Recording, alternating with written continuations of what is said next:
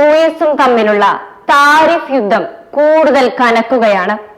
US പ്രതിരോധ ഇടപാടുകൾ താൽക്കാലികമായി ഇന്ത്യ നിർത്തിവെക്കുന്നതായി റിപ്പോർട്ടുകൾ വ്യക്തമാക്കുന്നുണ്ട്. US നിന്ന് യുദ്ധവിമാനങ്ങൾ, മിസൈലുകൾ, ബോയിംഗ് വിമാനങ്ങൾ എന്നിവ വാങ്ങുന്നതിനുള്ള ചർച്ചകളാണ് ഇന്ത്യ താൽക്കാലികമായി നിർത്തിവെച്ചത്. റഷ്യയിൽ നിന്ന് കുറഞ്ഞ വിലയ്ക്ക് എണ്ണ വാങ്ങിക്കുന്നുവെന്ന് ആരോപിച്ചാണ് ഓഗസ്റ്റ് 6-ന് US president Donald Trump Indian ഉൽപ്പന്നങ്ങൾക്ക് 25% തീരുവ ചുമത്തിയത്. പിന്നീട് അത് 50% ഉയർത്തി. US വ്യാപാരം നടത്തുന്ന രാജ്യങ്ങളിൽ ഏറ്റവും ഉയർന്ന തീരുവ ചുമത്തിയിരിക്കുന്നത് ഇന്ത്യക്കാണ്. ഇന്ത്യ ഉൾപ്പെടെ ലോകത്തിലെ മറ്റു രാജ്യങ്ങളുമായി വ്യാപാര യുദ്ധത്തിന് തുനിഞ്ഞ US പ്രസിഡന്റ് ഡൊണാൾഡ് ട്രംപ് സ്വയം നശിക്കുകയാണെന്ന് അമേരിക്കൻ സാമ്പത്തിക ശാസ്ത്രജ്ഞനും ജോൺ ഹോപ്കിൻസ് സർവകലാശാല അധ്യാപകനുമായ സ്റ്റീവ് ഹാൻകെ വ്യക്തമാക്കിയിരുന്നു. ട്രംപിന്റെ തീരുവ നയം തികച്ചും അസംബന്ധവും ഒരു തരത്തിലും നേട്ടമുണ്ടാക്കാത്തതുമാണെന്നും അദ്ദേഹം വ്യക്തമാക്കിയത്. നെപ്പോളിയന്റെ ഉപദേശം പിന്തുടരുകയാണ് പ്രധാനമായും വേണ്ടത്. ശത്രു സ്വയം നശിപ്പിക്കാനുള്ള പ്രക്രിയയിൽ ഏർപ്പെട്ടിരിക്കുമ്പോൾ അയാളുമായി ഇടപെടാതിരിക്കുകയാണ് നല്ലതെന്ന് നെപ്പോളിയൻ പറഞ്ഞിട്ടുണ്ട്. ട്രംപ് സ്വയം നശിക്കുകയാണെന്നാണ് എനിക്ക് തോന്നുന്നത്. ഇന്ത്യയുമായുള്ള ഈ കളിയുടെ കാര്യമെടുത്താൽ പ്രധാനമന്ത്രി നരേന്ദ്രമോദിയും വിദേശകാര്യമന്ത്രി എസ് ജയശങ്കറും തങ്ങളുടെ ചീട്ടുകൾ സൂക്ഷിച്ചുകൊണ്ട് അല്പകാലം കാത്തിരിക്കുകയാണ് വേണ്ടത്. ട്രംപിന്റെ ചീട്ടുകൊട്ടാരം താമസിയാതെ തകർന്നു വീഴുമെന്നാണ് ഞാൻ കരുതുന്നത്.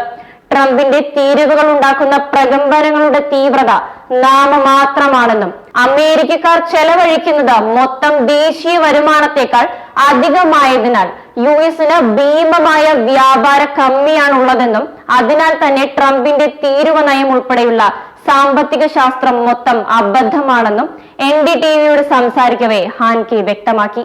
എന്നാൽ ഇന്ത്യയുമായി ചർച്ചയ്ക്ക് ഒരുക്കമല്ലെന്ന പ്രസ്താവനയും ട്രംപ് നടത്തിയിരുന്നു.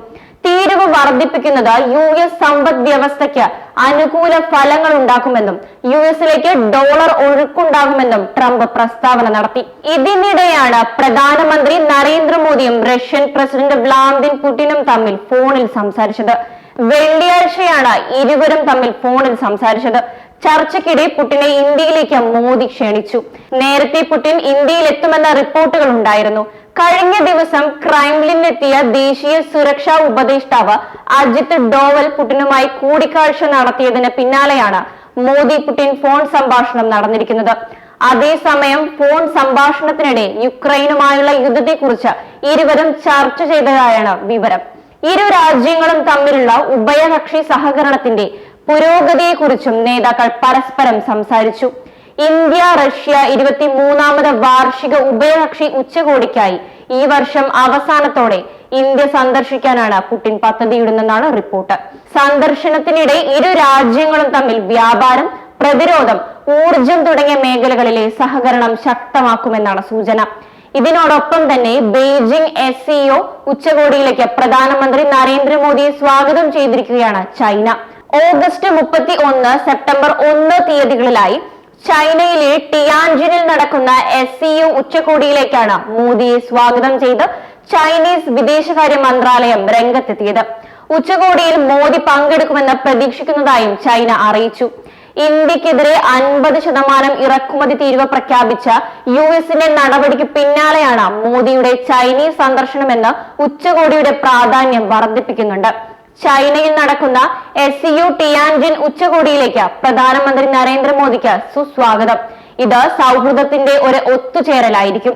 എല്ലാ കക്ഷികളുടെയും കൂട്ടായ പരിശ്രമത്തിലൂടെ ടിയാൻജിൻ ഉച്ചകോടി ഐക്യദാർഢ്യത്തിന്റെയും സൗഹൃദത്തിന്റെയും വേദിയായി മാറും. ഉയർന്ന നിലവാരമുള്ള വികസനത്തിന്റെ ഒരു പുതിയ ഘട്ടത്തിലേക്ക് SCO പ്രവേശിക്കുമെന്നും ഞങ്ങൾ വിശ്വസിക്കുന്നുവെന്നാണ് ചൈനീസ് വിദേശകാര്യ മന്ത്രാലയ വക്താവ് ഗോ ചിയാങ്കുൻ വ്യക്തമാക്കിയത്. ജപ്പാൻ സന്ദർശനത്തിന് പിന്നാലെയായിരിക്കും മോദി ചൈനയിലെത്തുകയെന്നാണ് റിപ്പോർട്ട്. 2018 പ്രധാനമന്ത്രി നരേന്ദ്രമോദി അവസാനമായി ചൈന സന്ദർശിച്ചത്.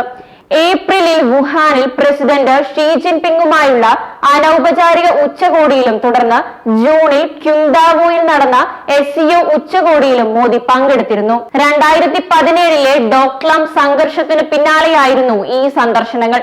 2024 ഒക്ടോബർ 21 നിയന്ത്രണ രേഖയിൽ സംഘർഷം അവസാനിപ്പിക്കുന്നതിനായി ഇരു രാജ്യങ്ങളും ധാരണയിലെത്തിയിരുന്നു.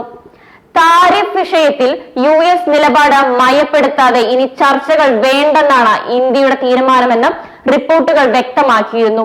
താരിഫിലും ഉഭയകക്ഷി ബന്ധത്തിലും വ്യക്തത ലഭിച്ചു കഴിഞ്ഞാൽ പ്രതിരോധ കരാറുകളുമായി മുന്നോട്ടു പോകാമെന്നാണ് ഇന്ത്യയുടെ തീരുമാനം.